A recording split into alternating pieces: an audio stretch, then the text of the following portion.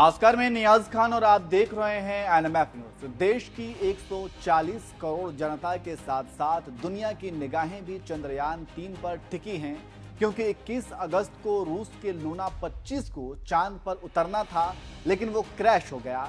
तो अब चांद की अनसुलझी पहेली को सुलझाने के लिए फिलहाल भारत ही एकमात्र जरिया है। पूरी दुनिया इस बात का पता लगाने में जुटी है कि चांद के उस दक्षिणी हिस्से में आखिर है क्या जो कोई नहीं पहुंच पाया। पूरी दुनिया इस बात का पता लगाने में जुटी है कि चांद के उस दक्षिणी हिस्से में आखिर है क्या जहां कोई नहीं पहुंच पा रहा है। इससे पहले भी भारत ने चांद के उस हिस्से में पहुंचने की कोशिश की थी, लेकिन चंद्रयान 2 अपने रास्ते से भटक गया था। लेकिन अब इसरो ने यह जानकारी दी है कि चंद्रयान 3 ने चंद्रयान 2 से संपर्क साध लिया है। चंद्रयान 3 का चांद की सतह पर मौजूद चंद्रयान 2 ने स्वागत किया है। दोनों अंतरिक्ष यानों का संपर्क स्थापित हो चुका है। इसरो ने खुद ट्वीट करके इस बात की जानकारी दी है। चंद्रयान के अब चांद की सतह पर उतरने में सिर्फ 40 घंटे के करीब वक्त बचा हुआ है। इसरो ने चांद की लैंडिंग के लिए पूरी तैयारी कर रखी है। लैंडर अभी सिर्फ सूरज के उगने का इंतजार कर रहा है, क्योंकि अभी वो अपने कैमरे से ऐसी जगह खोज रहा है जहां लैंड करने में कोई परेशानी ना हो और लैंडर आराम से उतर सके, जिसके लिए रोशनी की जरूरत है।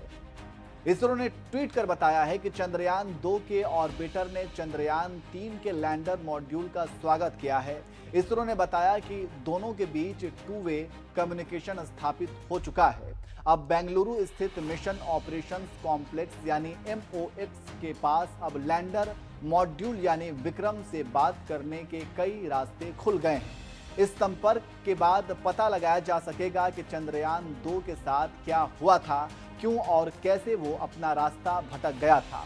इससे पहले इसरो ने चंद्रयान से ली गई चांद के सतह की कुछ तस्वीरों को ट्वीट किया था।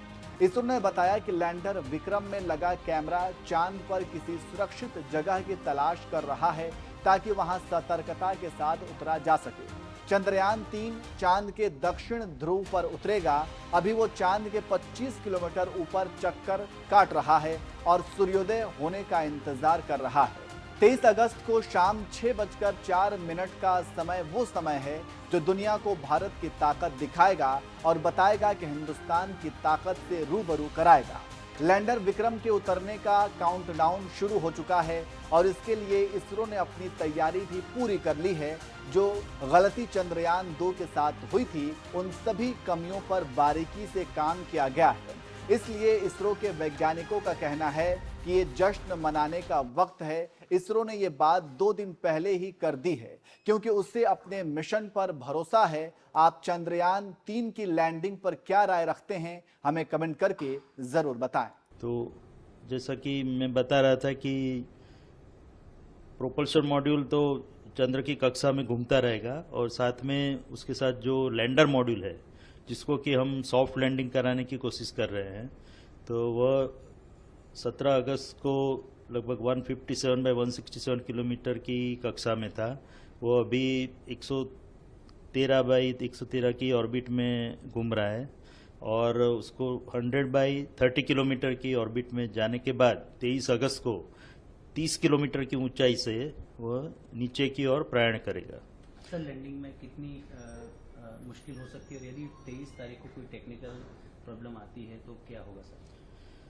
तो 30 किलोमीटर की एल्टीट्यूड या हाइट से लैंडर नीचे की ओर चंद्र की सतह पर जाने का प्रयास करेगा 23 अगस्त को, और उसके 2 घंटे पहले हम पूरे जो कमांड है वो यहाँ से जो हमारा बाइलालू अर्थ स्टेशन है वहाँ से अपलोड कर देंगे लैंडर मॉड्यूल के अंदर। और उसके बाद जो लैंडर मॉड्यूल की हेल्थ चेकिंग, टेलीमेट्री और चंद्र में जो स्थिति है उसको सबको ध्यान में रखते हुए लगभग 2 घंटे पहले हम ये निर्णय लेंगे कि उस दिन चंद्र पे उतराण करना ठीक रहेगा कि नहीं रहेगा।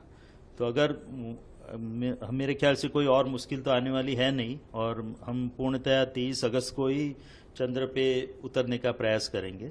बट अगर कोई हमको ऐसा आपत्तिजनक लगता है तो हम लैंडिंग को पोस्टपोन करके 27 अगस्त को करेंगे। तो उसके लिए भी हमने पूरा सावधानी बरती है और उसके लिए जो भी कार्य करना है, वो जो सब प्रणाली है वो सब भी तैयार रखी है। तो हम जो मोस्ट प्रोबेबली हम 23 अगस्त को ही उत्तरायण करेंगे, अन्यथा 27 अगस्त को। और 23 अगस्त को 30 किलोमीटर की हाइट से वो लैंडर नीचे उतरने का प्रयास करेगा। तो और उसकी जो वेलोसिटी होगी 30 किलोमीटर की हाइट पे, वो लगभग 1.68 किलोमीटर पर सेकंड, जो काफ़ी गति मानी जाती है, स्पीड मानी जाती है, उससे वो नीचे की ओर प्रयाण करेगा। और जैसा कि आपको पता है, चंद्र का जो गुरुत्वाकर्षण है वो उसको नीचे की ओर खींचेगा।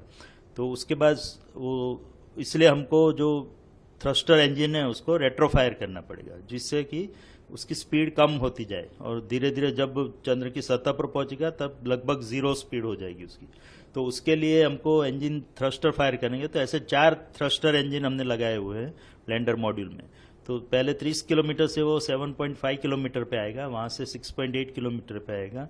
उसके बाद वो 2 इंजन हम बंद कर देंगे और फिर 2 इंजन से ही नीचे की ओर प्रयाण करेगा। जो 2 इंजन उसको रिवर्स थ्रस्ट देंगे, जिसके कारण जैसे कि मैंने बताया, जब 30 किलोमीटर पे था उसकी गति 1.68 किलोमीटर पर सेकंड थी, वो 6.8 किलोमीटर तक आते आते 350 मीटर पर सेकंड तक हो जाएगी, यानी कि 4 गुना कम हो जाएगी। उसी तरह वो 6.8 किलोमीटर से फिर 800 मीटर तक आएगा और तब लगभग उसकी स्पीड जो है वो 0 मीटर पर सेकंड जैसी हो जाएगी।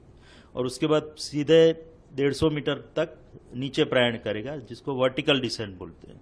और उसके बाद अन्य जो हमने सेंसर और कैमरा लगाया है उसके इनपुट लेके और उसमें जो रेफरेंस डेटा स्टोर किया गया है, रेफरेंस इमेजेस, उससे उसको कंपेयर करके वो डिसाइड करेगा, वो निश्चित करेगा कि वो जो जगह पे लैंडर खड़ा है वहाँ पे घूम रहा है, वह उसके सीधा नीचे उतरने से वो सही जगह पे लैंडिंग कर पाएगा। अगर उसको लगता है कि ये जगह अनुकूल नहीं है तो थोड़ा XY डायरेक्शन में प्रयाण करेगा, थोड़ा दाईं ओर या बाईं ओर मुड़ेगा और लगभग 60 मीटर तक जाएगा और उसके बाद सीधा नीचे प्रयाण करेगा। तो ये दोनों सिनेरियो हमने प्रोग्राम किए हुए हैं। और अगर उसको लगता है कि वो बिल्कुल ही अलग जगह पे पहुंच गया है, जिसकी संभावना काफ़ी कम है, बट तो भी हमने उसके लिए जो बोलते हैं कि साल्वेज मोड, एक इमरजेंसी मोड भी रखा हुआ है, जो उसको ऑटोमेटिक लैंडिंग की ओर ले जाएगा, जिसमें वो खुद ही निर्णय करेगा कि कौन सी जगह श्रेष्ठ है उतरने के लिए। क्योंकि आपको पता होगा कि हम साउथ पोल यानी कि जो चंद्र के दक्षिण ध्रुव की ओर जा रहा है, कि वहाँ की जमीन बहुत ही उबड़ खाबड़ है, उसमें काफ़ी क्रेटर्स और बोल्डर्स है। तो जमीन उतनी सपाट जमीन नहीं है जो कि विषुवत वृत्त पे पाई जाती है। तो बाकी जो भी लैंडिंग हुए हैं दूसरे देशों द्वारा, अमेरिका या चीन या रशिया द्वारा, वो सब लैंडिंग विषुवत वृत्त पे हुए चंद्र के, जहाँ की जमीन काफ़ी सीधी और सपाट जमीन है। तो उसमें उतरना रिलेटिवली बहुत ही इजी रहता है। बट उसको छोड़ के हमने साउथ पोल की ओर प्रयाण किया है 70 डिग्री लैटिट्यूड पे, और जो जहाँ की जमीन काफ़ी उबड़ खाबड़ है, हेजार्डस है जिसको कहा जाए, तो उस जमीन में से हमको एक सपाट एरिया फाइंड आउट करना है, जो एरिया जिसमें उतनी उबड़ खाबड़ जमीन ना हो। तो वो फाइंड करने के लिए हमने 4x2.4 किलोमीटर का एक एरिया आइडेंटिफाई किया है, लैंडिंग साइट जिसको बोलते हैं। और उसमें उसको अलग अलग 24 मीटर के भागों में डिवाइड कर दिया गया है।